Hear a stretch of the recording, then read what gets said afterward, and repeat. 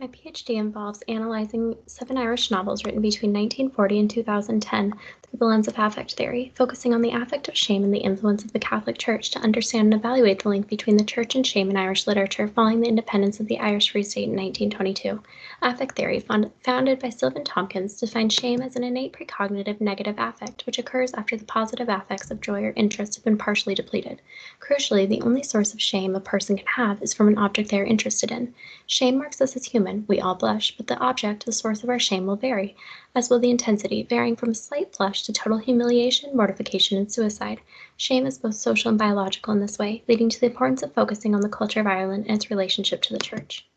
Edna O'Brien's first 3 novels, The Country Girl, The Lonely Girl, and Girls in Their Married Bliss, placed in a trilogy and an epilogue more than 20 years after their conception, are powerful enough to stand alone but benefit from being read together. Written between 1960 and 1964, following the efforts of the state and church to limit women to the domestic sphere, culminating in the 1937 Constitution, which, according to England, underlined in Article 41.2, women's domestic identity as bearers of children and keepers of the home. In this role, women were expected to ensure the stability of the state, the preservation of the family, and the upholding of Catholic values. In 1961, 94.9% of Ireland identified as Roman Catholic.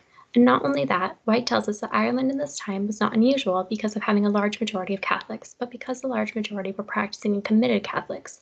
In the 1960s, with increased access to birth control, divorce, and greater independence, women would begin to undermine traditional gender relations.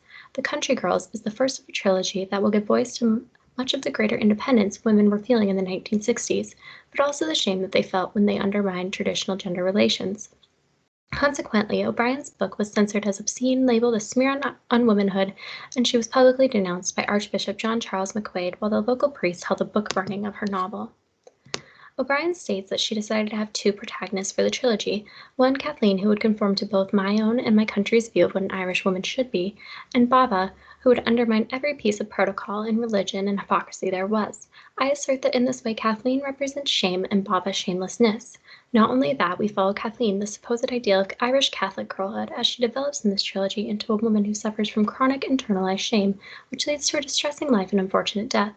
In the first novel, of Buildings Romance, set in mid-century Western rural Ireland, we follow Kathleen through a childhood shaped by shame, which inevitably leads to a life of internalized shame. In a patriarchal society driven by the concept of the nuclear family and women as the bearers of national identity and virtue, Kathleen is subject to repeated beatings by her drunken father and the death of her dear, loving martyr of a mother.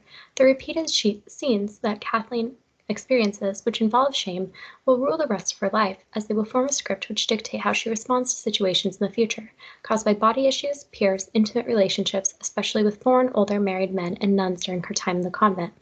Kathleen struggles with her morality, as she hears her late mother's voice condemning her for the vices she has developed while living in Dublin in the second novel, where she has stopped going to Mass and is taken up with 2 married men at this point in the trilogy.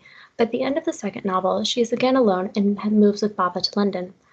The third novel, ironically named Girls in Their Married Bliss, is told to us from Baba's perspective rather than Kathleen's, as if Kathleen's perspective is too shameful to recount, as she hides from the affect that revolves around the fear of being seen as inferior and lesser than others.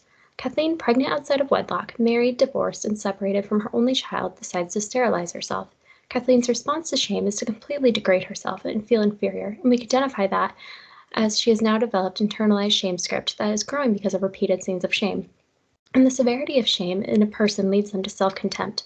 The resulting feeling will be like they would like to get rid of or remove part of themselves that they hate, represented by her sterilization, which in turn can lead them to becoming suicidal. O'Brien states that she wrote the epilogue as Baba's asperity had to prevail, yet Kathleen does not survive. We learn that she died by accidental drowning at a health facility after losing the son she fought hard to regain to university and another married lover.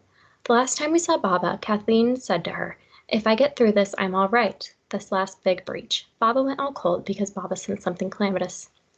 She, Kathleen, put her hand to her heart and said she'd like to tear it out, stamp on it, squash it to death, her heart being her undoing.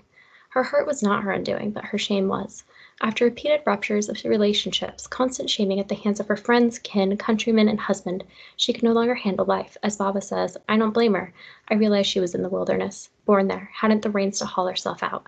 When shame is no longer used as a chance to reevaluate the self and interest and do good, but is instead an internalized chronic condition which, after repeated scenes of shame for their entire life, will lead to self-contempt and suicide, as seen by O'Brien's Kathleen.